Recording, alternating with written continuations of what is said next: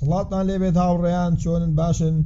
ئەم جارە بابەتێکی زۆر گرنگم بۆ ئامادەکردوون کە زۆرێکتان چاوەڕێی بوون، ئەویش ڕۆکی مەتاتە. زۆرێک لە ئێمە لە ماڵەکەیدا ڕۆکی مەتات بەخێو دەکا و بە جوانی و درێژراوەی گەڵاکەی سەرسامە. ئێمە لەم ڤیدۆیەدا بە تەواوی تشک دەخەینە سەر ڕۆکی مەتات و باس لە پێداویستی بەخێوکردن و پەروەردەکردنی بە شێوەیەکی تەندروست بۆ ئێوەی بەڕێز دەکەین و لەگەڵ ئەم زانیاریە گرنگانەشدا باز لە چۆنیەتی زیادکردنی ئەم ڕۆکە دەکەین. لەگەڵمان بن. ڕۆکی مەتات یەکێکە لەو ڕۆکانەی وەک ڕۆکی زینە لە ماڵەکاندا بەکاردێت کە پەروەردەکردنی زۆر ئاسانە و دیمەنێکی جوانی هەیە. ئەم ڕۆکە لە ژوورە و دەرەوە گەشە دەکات، بەڵام بەپێی کەشوخەوای ئەو شوێنەی گەشەی تێدا دەکات دەگۆڕێت. مەتات گەر لە ژوورەوە دانرا پێویستی بە ڕووناکی زۆر و هەواگۆڕکەیەکی باش هەیە. وەڕۆکی مەتات لە شوێنی زۆر داخراودا گەشە ناکات. دڵنیا بنەوە کە شوێنەکە ئەبێ کراوە بێت. زۆر کەس مەتات دانێت لە ژوورێکا پەنجەرە دەرگا داخات، گەڵاکانی سیزە بن ئەڵێک ڕۆکەکەم بۆ مرد. دەی ئەوە سەبەبەکەیەتی چونکە شوێنەکەی داخراوە، پێویستە مەتاتەکەت شوێنەکەی کراوە بێت. سەبارەت بۆ مەتاتانش کە لە دەرەوە دانرێن نابێت خۆری ڕاستەوخۆ لێیان بدات و دەبێت لەبەر سێبەر دابنرێن و لە وەرزی زستانیشدا پێویستە ببرێنە ژوورەوە، چونکە بەرگەی سەرما ناگرن. زۆر کەس لە دەرەوە دایناوە و گەڵاکانی خراپ بووە و وشک بووە و زەرد هەڵگەڕا و دوای وتێتی بۆ مەتاتەکەم وشک بووە. بە دڵنیای هۆکارەکەی لە زستانە سەرمایە، بۆی مەگەڕێن. هەروەها پێویستە گڵی ڕۆکی مەتات تێکەڵەی پتمۆس و قوم بێت، پێرلایتیشی تێ بکرێت، زۆر باشە بۆ ئەوەی گڵەکە ئەگەر ئاوی زۆر بوو ئەو پێرلایتە ئاوازیاکە هەڵمژێت. ئاودانی زۆر و بەردەوام کێشەی سەرەکی ئەم ڕۆکێ. پێویستە ئاگاداری ئاودانی بین. باشترین ئاودان ئەو کاتەیە کە گڵی ڕۆکەکە خەریکە وشکە بێتەوە تەڕ نەبێت. هەندێک نیشانە لە ڕۆکی مەتادا دروست ئەبێت، پێویستە ئاگاداریان بین پێش ئەوەی ڕۆکەکەمان لەدەست بدەین. بۆ نمونە هۆکاری بچووکبوونەوەی گەڵای مەتات و لولبوونی بۆ کەمی خۆراک لە خاکەکەدا دەگەڕێتەوە. پێویستە 2 ساڵ جارێک ئینجانەکەی بگۆڕین و مانگانە خۆراکی پێ بدرێت. خاڵێک تر ئەوەیە ئەگەر مەتاتەکەت گەڵاکانی ناوەڕاستی ڕەنگی زەر بوو، ئەو مەتاتە کێشەی هەواگۆڕکەی هەیە و شوێنی داخراوە، پێویستە ڕۆژانە پەنجەری بۆ بکرێتەوە تا تووشی گەڵاوەری نەبێت. خاڵێکی دیکە گەر گەڵای مەتاتەکە هەمویان پێکەوە ڕەنگە سەوزە تۆخەکان لە دەستدا و بەرەو زەربوون چوون، ئەو بەهۆی زۆربوونی ئاوی زیادێ لە ئینجانەکەدا. ئاوی زیادە تکە ئاگاداری ئەم خاڵە بن، چونکە 100% ڕۆکەکەت بەرەو وشک بوونەوە. خاڵێک تر کە زۆر گرنگە تکایە گەڵای ڕۆکی مەتات بە موعجیزەی پەنجەرە و شیر و هەندێک بابەتی تر هەیە پاکی مەکەنەوە، زۆر خراپە. پێویستە پەمپی تایبەتی بۆ بکڕیت، لە هەموو مەشتەلەکان هەیە. زۆر سوود بە ڕۆکەکە دەگەێنێت و بۆنێکی خۆشی هەیە. ئەمە کۆمەڵە زانیاری بوو سەبارەت بە بەخێوکردنی ڕۆکی مەتات. ئێستاش باسی چۆنیەتی زیادکردنی ڕۆکی مەتات دەکەین. سەرەتا باسی تەرقیت هەوای دەکەین. گۆشە زیاد بوون. سەرەتا گەڵایەک دەبڕین و شوێنەکەی پاک دەکەین، ئەو شوێنی گەڵاکەمان بڕیوە، پاشان جوان بە ئەو پاکەکەی نەوانێ وەک لە ڤیدۆ کە تایبینن.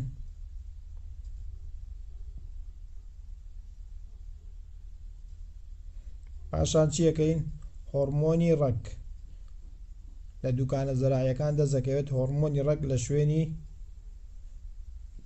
ئەو برینە ئەدەین کە بڕیومانە. بە شێوەیەکی ئاسانە و شوێنی بریندارمان کردووە، هۆرمۆنەکەی لێدەین. پاشان پتمۆس تەڕیەکەین جوان لە سەتڵێکە، ئاوەکەیە چۆڕینی نەوانێ وەکوی بینن جوان چۆڕانمانەوانێ. ئەیدەین لە شوێنی برینەکە و پاشان جوان بە لایلۆنێک دایپۆشین.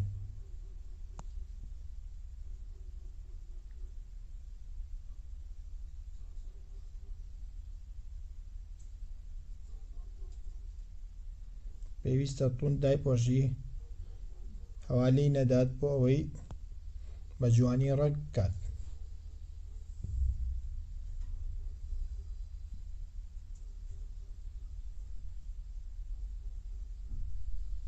سەر و ژێری جوان قایمەکەین.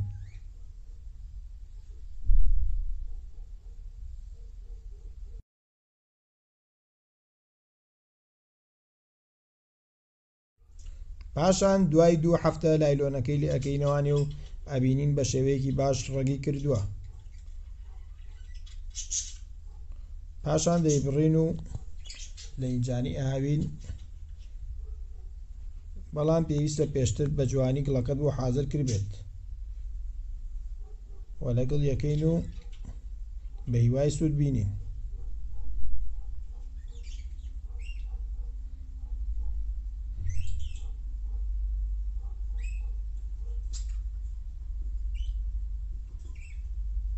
ئەم ڕێگەیەکی ئاسانە، هەمومان دەتوانین لە ماڵەوە تاقی بکەینەوانی.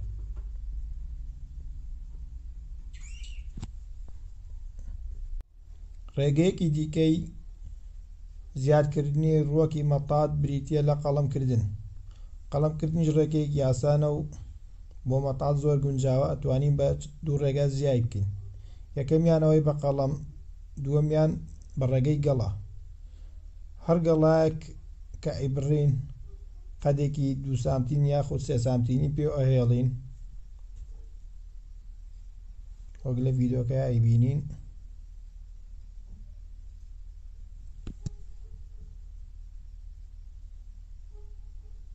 قەدەکەش پێویستە بەلایانی کەمەوە 10 سانتیم بێ ئەگەر بمانێ بە شێوەی قەد ڕووەکی مەتاتەکەمان زیاد بکەین. ئێستا قەڵەمەکانمان حازرن بۆ ڕواندن. ئەتوانین لە ڕێگەی لە ئاوکردن بۆ ماوەی 1-2 هەفتە لە ئاوا بێ و ڕێک بکات، ئەشتوانین بیاخێنە گڵەوە.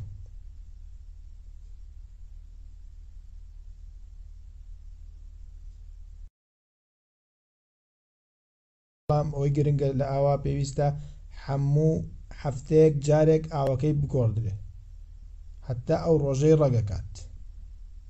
تکایە ئاگاداری ئەمە بن، پێویستە هەفتانە ئاوەکەی بگۆڕدرێت.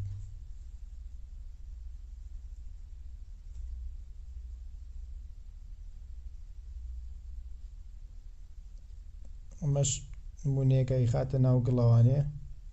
پێویستە گڵەکەی پێگات بێت لە پتمۆس و قوم و پێرلایدۆک و ئەیبینین، بۆ ئەوەی ڕێژەی سەرکەوتنی قەڵەمەکانمان زیاتر بێت. سوپاس کە بینەرمان بوون. هیوادارین سووددان لەم ڤیدۆیە بینی بێت. بە هیوای سەرکەوتن.